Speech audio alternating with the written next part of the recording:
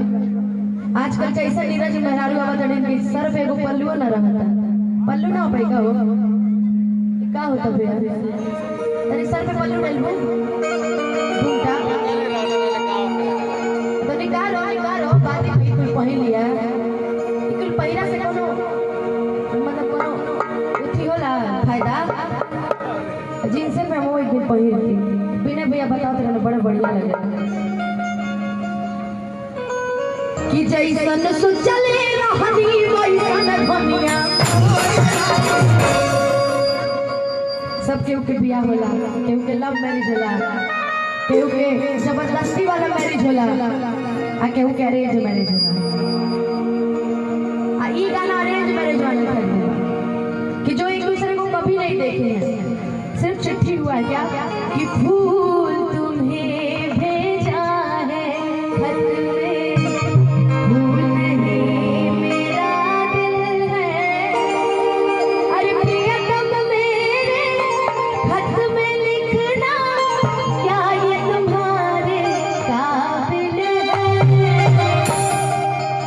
ऐसा मेरा नहीं लोग। अब देखिए स्वीटी जी आज आप किसी की भी प्रॉपर्टी आप किसी की भी हो लेकिन आज अपार्टमेंट आप चाचा लोग की है तो इसलिए थोड़ा लज्जा से काम करना है घूंघट ऊपर नहीं होना चाहिए ठीक है कि जैसन सोचले रहनी वैसन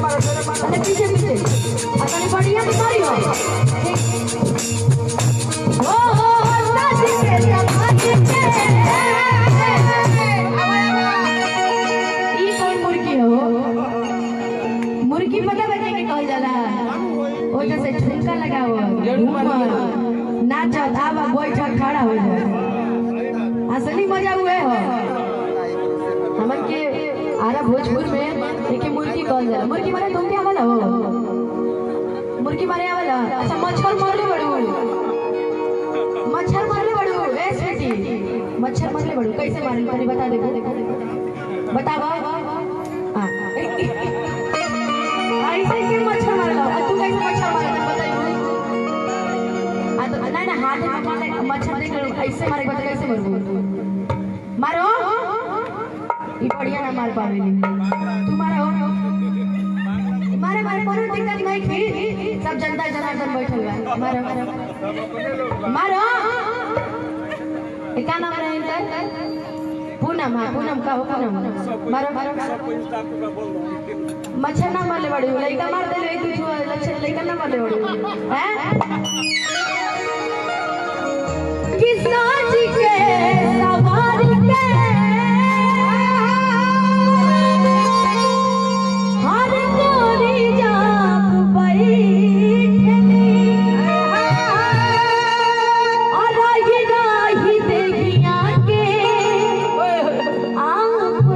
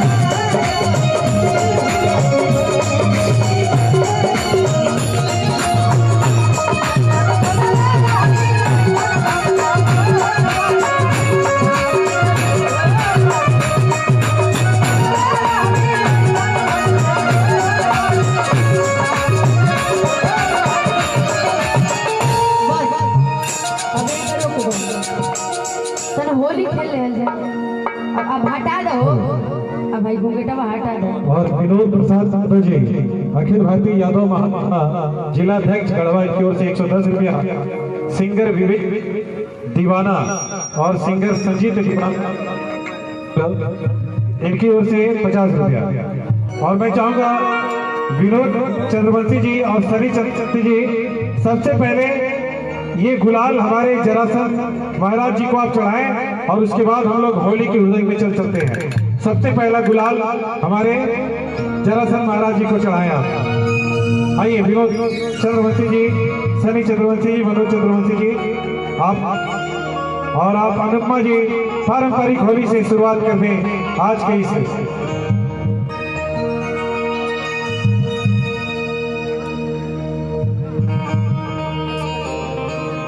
जय जरासंध, जय मगधेश।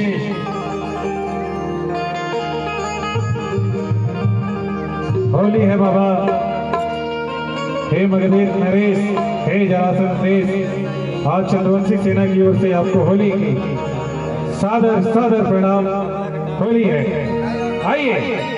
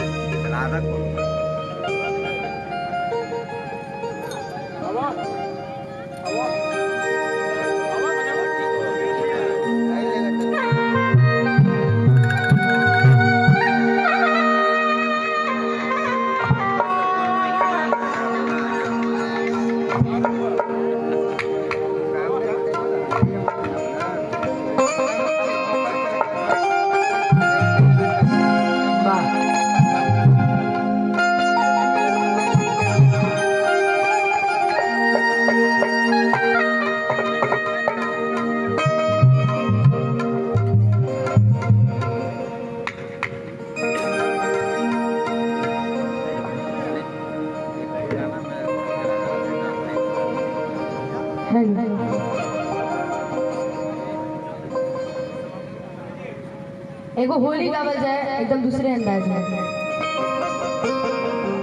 हमन के प्यार मोहब्बत वाला होली ढेर खेलल जाला कि राजा जाल पोछला। अनिल चंद्रवंशी जी का खरड़िया पंचायत से अनिल चंद्रवंशी जी का सादर आमंत्रण है। मुखिया जी चप्पू चंद्रवंशी जी जो किरंका से चलकर गए हैं, आपका हार्दिक अभिनंदन है। और सभी जी के द्वारा ये प्यारा होली मिलन और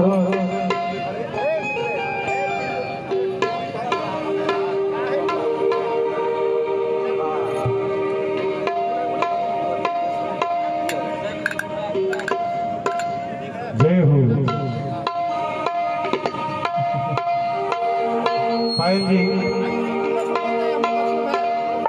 माँ के पीली से है। अरे भैया एक बार सेट कर लीजिए, आप बार बार छोड़ दे रहा आपका आवाज।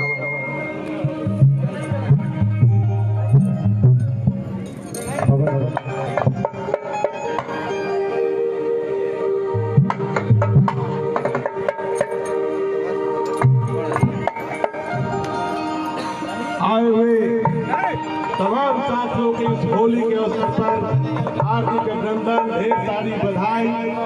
गढ़वा जिले के कोने कोने से आए सभी सम्मानित व्यक्तियों को चरण छू करके सादर प्रणाम। मैं कहना चाहता हूँ कि यह पैगाम घर घर में पहुँचाना है। हमें एकता का जोत जलाना है।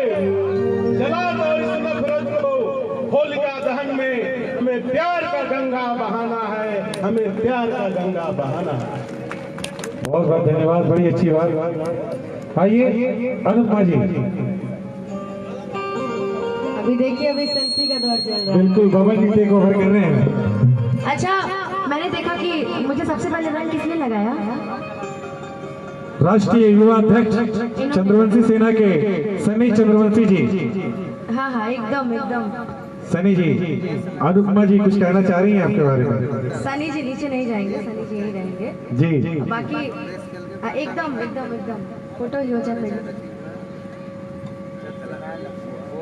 अच्छा, जरा हमको भी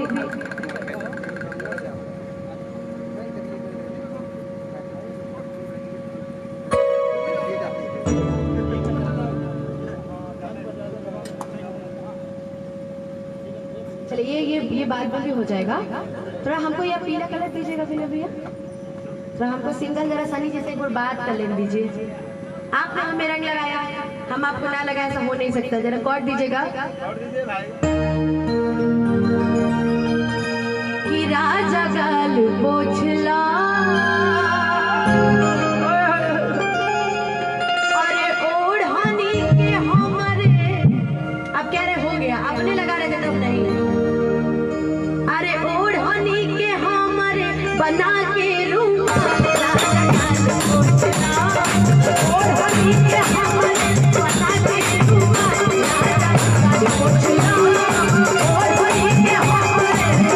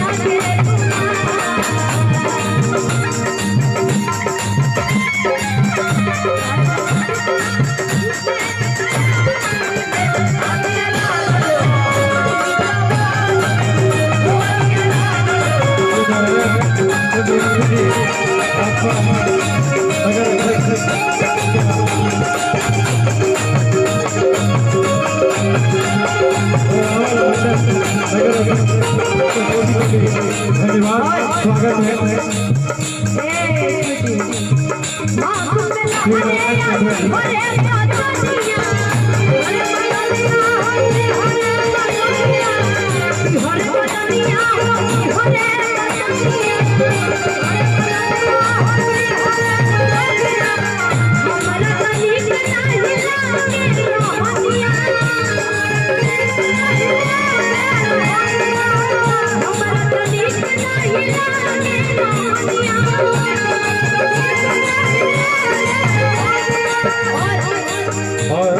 मैं चाहूंगा कि हमारे अनुपमा जी और पायल जी आप दोनों आ जाए मंच पर। और थोड़ा सा रिक्वेस्ट है कि यहाँ परंपरा है, आप लोग दोनों के द्वारा थोड़ी सी हमारी महिलाओं को अबीर लगाना है। जाइए आप लोग दोनों जन मिल करके। सनी जी अबीर ले लीजिए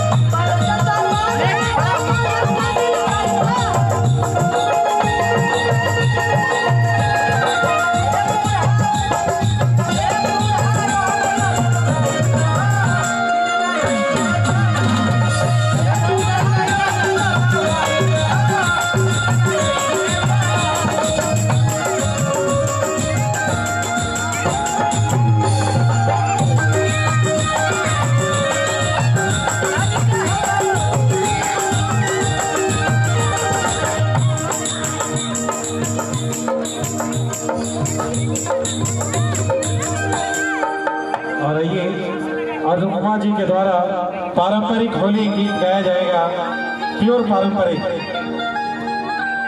बहुत बहुत धन्यवाद पायल बनारसी जी आपका। हमारी झारखंड की शेरनी पायल बनारसी जी और संगत दे रही है भोजपुरी जगत की अनुपमा यादव जी। आइए पारंपरिक होली अनुपमा जी के द्वारा एक दो रखा जाएगा। असरफी चंद्रवंशी इनके द्वारा 50 रुपया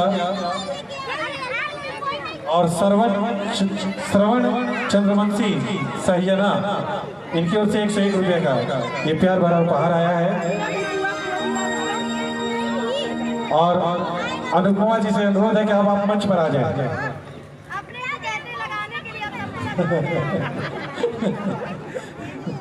आइए, ये चंद्रवंशी सेना की पुकार थी, आपका निमंत्रण था कि आपको बुलाया गया और अपने सुंदर सुंदर कर कमलों के द्वारा आपने सुंदर सुंदर गुलाल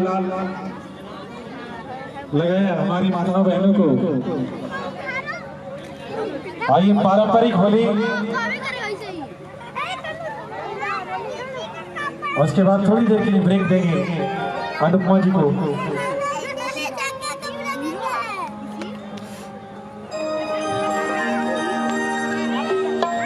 आइए, मैं जोरदार तालियों से चाहूंगा स्वागत करें आपके बीच में आ रही पायल बनारसी जी। पायल बनारसी जी इस मंच पर।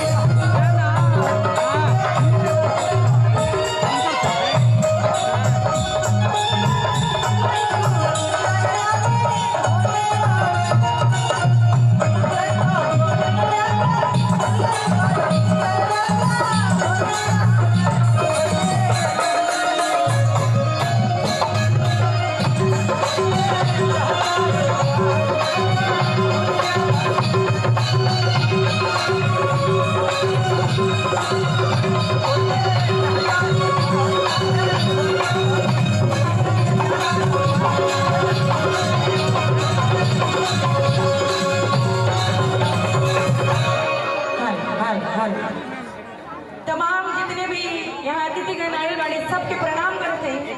कहें कि दुनिया में अगर हम